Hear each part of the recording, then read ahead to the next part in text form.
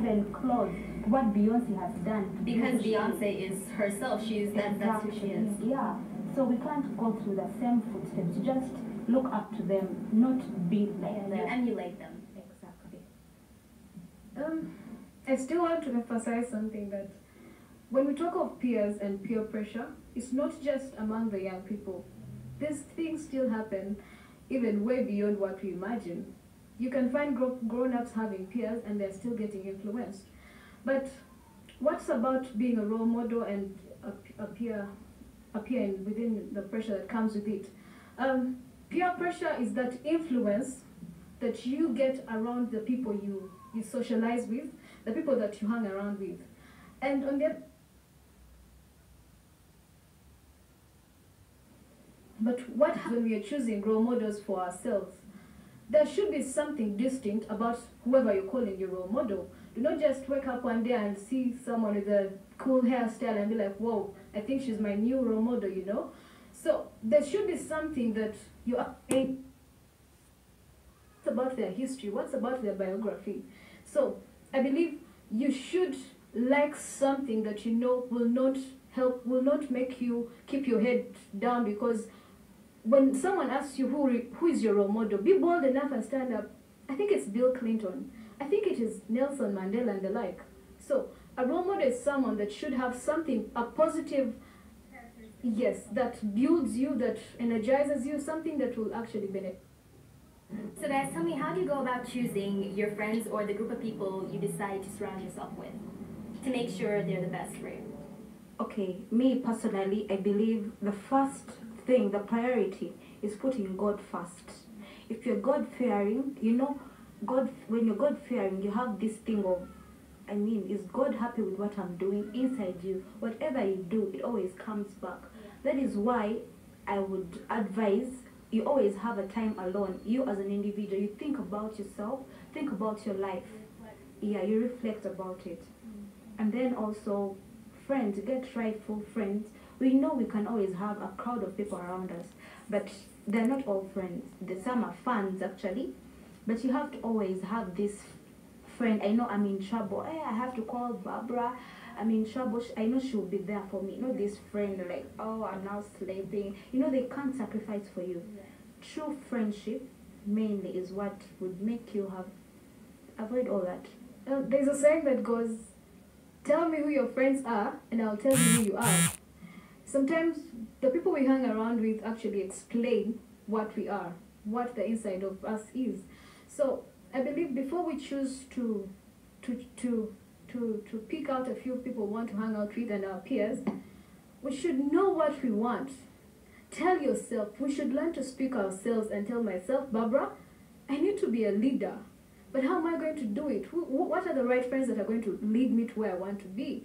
Not just getting any Tom and Dick to be my friend, you get it? So when you draw certain guidelines for yourself, it's what actually is going to mean those people are going to either break you or mold you.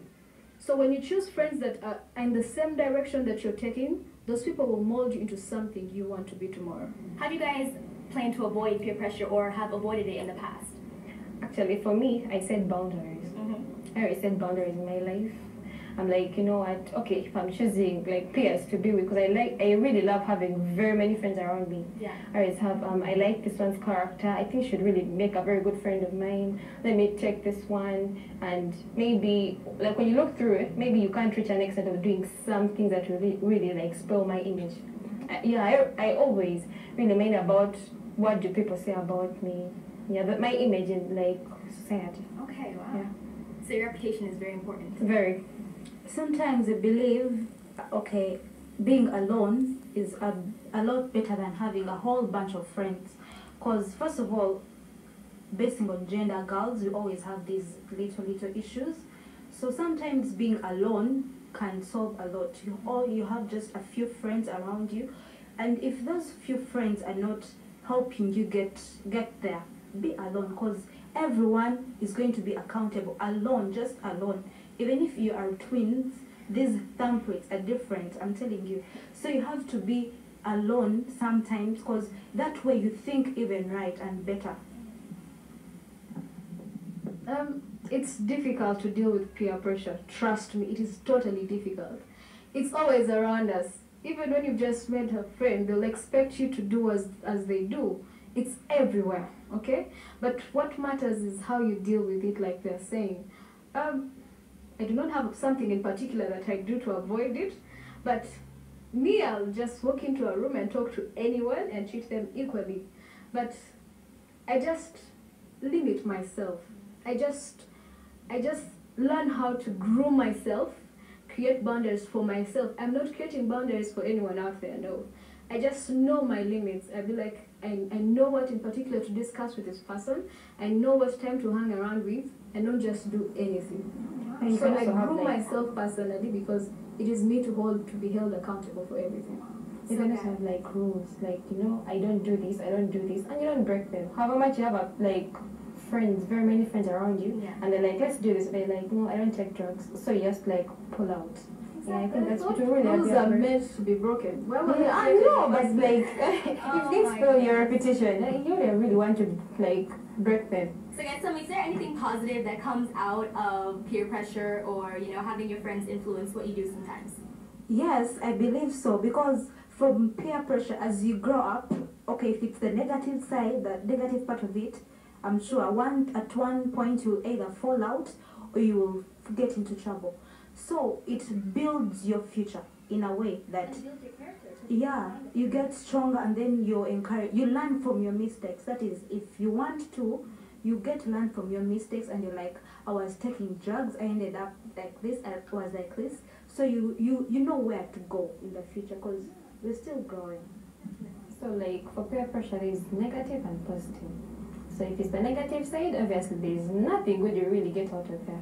But if it's the positive side, yeah, you can get something so good, maybe good grades, yeah, something like that. Alright. It's totally wrong. There's nothing good you can yield out of negative peers. Because Except like experience, you know? yeah. Just having that life Most experience. of you did. So you have a big Something to experience talk about about tomorrow. But peers mold us. I believe having friends around you can form you, whether good or bad.